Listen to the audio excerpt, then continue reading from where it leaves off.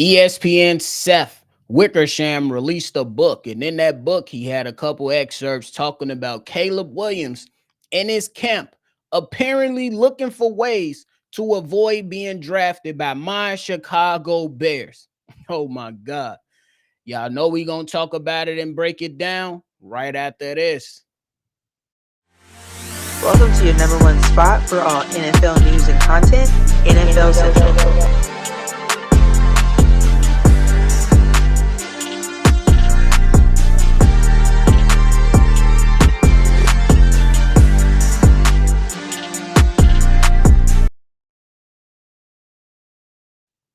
What's going on, ladies and gentlemen? Welcome back into another episode of NFL Central, your number one spot for everything NFL. I'm your host here, Bobby, and I'm holding it down on today's daily episode. So if you tuned in, hit the like button and subscribe to the channel. Let's get into it. So my man's ESPN reporter and author Seth Wickersham published a book called America Kings, a biography of the quarterback. And in that book, he talked about how Caleb Williams and his father, Carl Williams, asked around two attorneys to find a workaround around the NFL's collective bargaining agreement to not get drafted by the Chicago Bears, even going as far as looking at a way to go to the UFL. And pretty much they went out there and they scolded the Chicago Bears, having some reservations to the point to where Caleb Williams' father pretty much said it, and it was quoted in the book, that Chicago is the place where quarterbacks goes to die. And Caleb Williams, over the offseason before he was drafted, when he sat down with GM of the Chicago Bears, Ryan Poles, and pretty much said, look, I don't really trust Shane Waldron.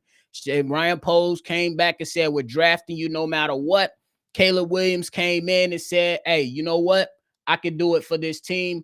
According to the book, Caleb Williams reassured everybody that he's going to the Chicago Bears. Now let's talk about it. Me as the homer, as the resident Chicago Bear fan here, I know this is an NFL channel, so when I break down the teams, I try to be objective, and show my passion for the sport as and let that be the determining factor on how I dissect teams and how I break down film and how I break down prospects, break down games. I allow my passion for the sport to lead with that.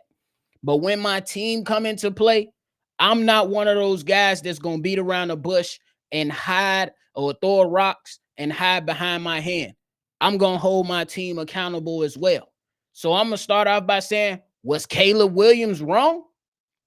Was Caleb Williams wrong to have reservations about the Chicago Bears? Absolutely not. Caleb Williams had the right to have reservations about the Chicago Bears because the long history of failure after failure after failure at the quarterback position. I'm in my 30s. And in the last 20 years, the Chicago Bears have had 25 different starting quarterbacks for the franchise. Always going out there, building great defenses, always going out there, making a lot of noise, being the monsters of the midway, while the offense has always suffered in the city of Chicago. So can I sit up there and blame Caleb Williams and call him a diva and scold him? No, because if I'm sitting there being real with myself and I'm sitting there being real to any other Chicago Bear fan, whether they want to admit it or not, he had a great point. How are you going to sit here and build a good offense to help me be successful? Let me ask y'all this. If you work your tail off from high school to college, don't you want to give yourself a great option to go work with some type of company that is going to have your best needs or have your best interests in mind? Absolutely. If you go out there and you set yourself up for success and you build on your business acumen, you work on your talents, don't you want to go into a company that's going to ensure that you're not stagnant for years and years to come to the point to where you have to leave the industry entirely? Because that can be at stake for Caleb Williams in this situation. If you're looking at Caleb Williams, you look at the talent. You look how successful he was in college. You look at the things that he can bring to a football team and you say, hey, how can my team or this company support me and help me be successful?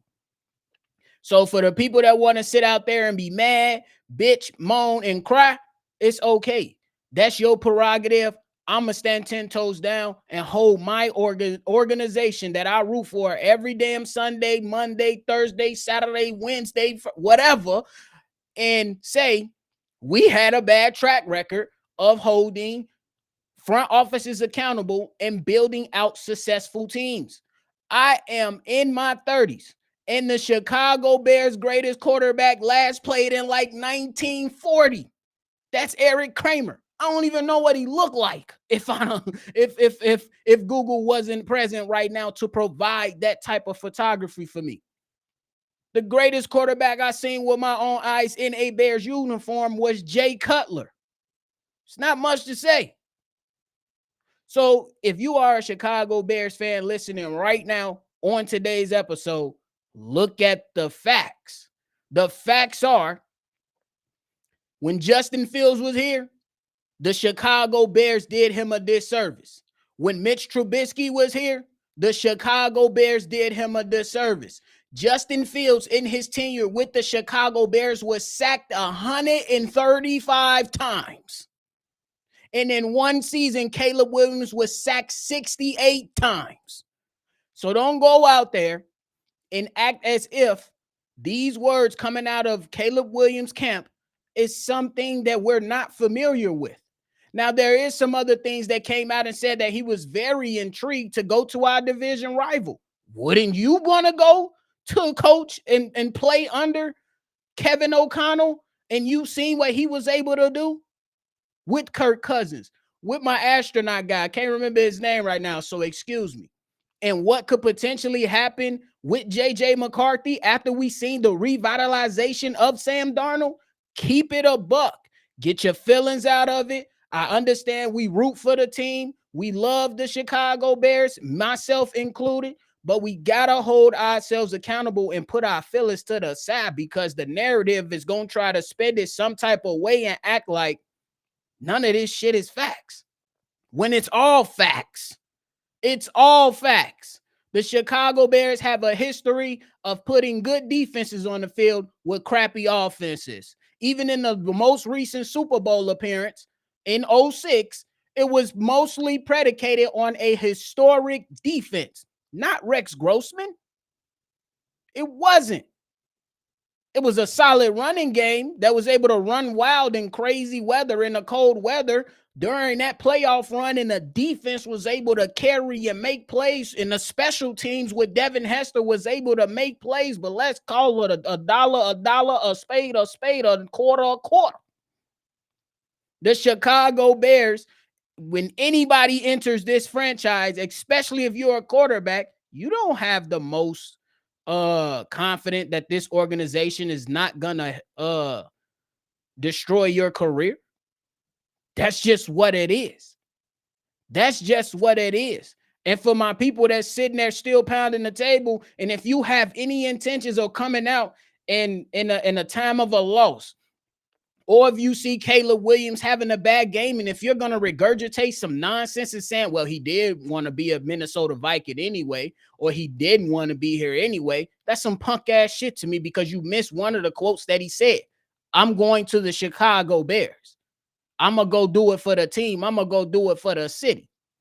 And I love what head coach Ben Johnson just put out in this interview on FS1 with Colin Cowherd.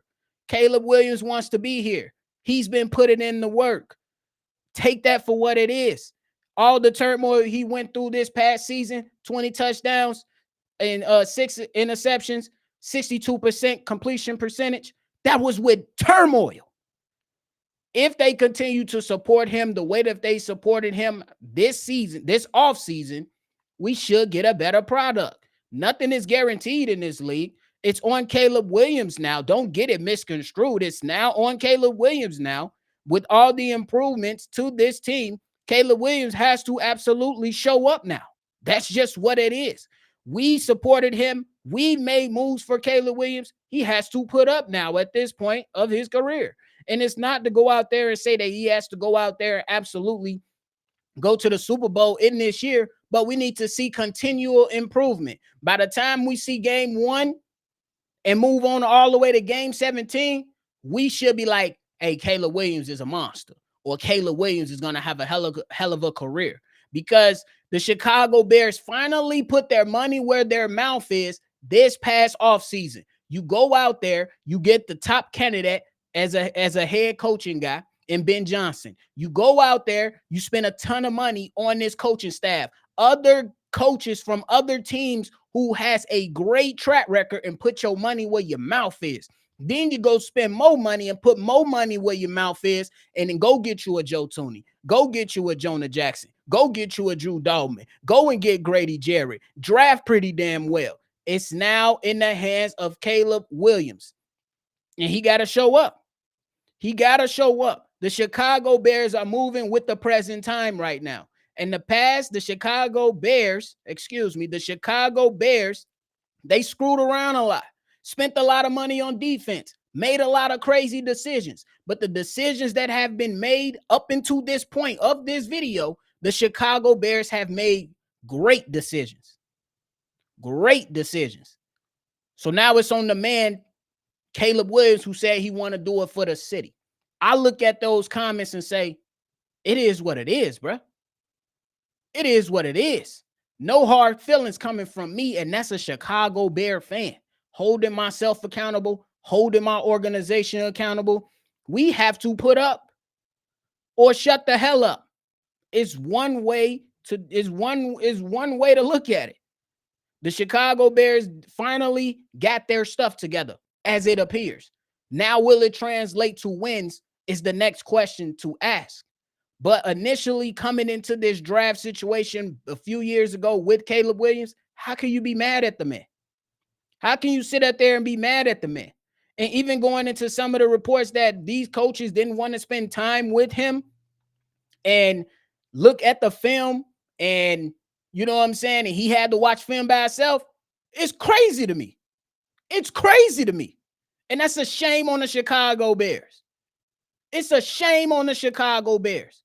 It's a shame on the former head coach, and I'm glad he's the former, Matt Eberflus, for you not having your coaching staff go out there and speak and spend time and put in the work with your rookie quarterback, who is expected to change the damn feel and the view of the Chicago Bears. It was some pundits coming out there, national pundits coming out there saying it's the league. It's the league. I don't want to hear that. I don't want to hear it. You got to watch film on yourself, by yourself. You absolutely can watch film by yourself. And I expect him to do it by himself. And he watched the film by himself. But if there's still clarity needed to be with the damn offense you're running, and it looks so sporadic and out of sorts every single week, the coach need to put the work in. It's really that simple. Put the damn work in. You're the coach. If your unit is stinking up the joint, get off your ass and get in the lab with your unit to make sure it is corrected. And for them to sit there and leave Caleb Williams, a rookie quarterback, high and dry, without any guidance, it's absurd. Absolutely absurd. We can talk about, hey, you supposed to get in the lab and you supposed to go and watch the film by yourself all you want, but it was just not Caleb Williams, who looked like he was out of sorts running this offense of last season. What about DJ Moore? He spoke out. He had bad body language. He had clips of him out there saying, what the hell are we doing? Then later on, we found out that these bozos was out there clowning around in training camp with this offense. The Chicago Bears was getting their teeth kicked in, I believe, in the Patriots. It was a game that we was playing and we losing, and you got the damn offensive coordinator over there laughing. What's funny? What's funny? So all that stuff is just to say, I don't blame Caleb Williams for nothing he talked about with his father, or nothing he talked about with his camp, about the Chicago Bears. For the simple fact, the Chicago Bears need to be better, bro. The Chicago Bears, they appear to be better, but now can they put it on wax? The Chicago Bears have a long history of being mid offensively. We never had a 4,000-yard passer. You see how ridiculous that sounds? I believe the Browns even have a damn 4,000-yard passer. It's ridiculous to even bring up, but it's the facts. So if you're sitting here watching and you getting in your feelings, I don't care. For the simple fact of we need to be keeping it real with ourselves and keeping it real with the organization. And again, if you're going to regurgitate some nonsense or spit out some nonsense, if Caleb Williams goes on a 2-game losing streak, or if Caleb Williams throws an interception to lose the game and say that he didn't want to be here anyway, shame on you, bro. It's really that simple. Shame on you. Because the guy got his ass whooped last year and he bounced back after every sack. He got up after every sack. Complain about the body language in some of those instances. Would you be happy if your offensive line can't block for you? Would you be happy if your OC is out there giggling and kicking it on the sideline? Would you be happy and show good body language if the offense is running 3 consecutive screenplays?